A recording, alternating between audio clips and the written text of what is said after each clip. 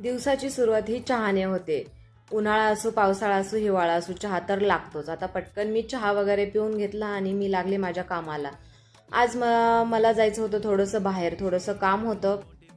काही खास नव्हतं, थोडंसं सामान आणायचं होतं. त्यासाठी मी आता पटकन स्वयंपाक वगैरे करून घेतला. एकीकडे भाकरी केल्या, एकीकडे छान अशी भाजी केली. नंतर किचन वटा वगैरे क्लीन करून घेतला. तोपर्यंत आलं होतं एक पार्सलमध्ये म्हणजे एक मिंत्रा, फ्लिपकार्ट किंवा ॲमेझॉनचं असं काही पार्सल होतं ते बिग बास्केटचं होतं. त्यामध्ये मी ऑर्डर केलं होतं माझं किराणा सामान. थोडंसं संपलं होतं. शेंगदाणे, रवा, व्हिनेगार या गोष्टी थोड्या संपल्या होत्या. मी तेच ऑर्डर केलं होतं.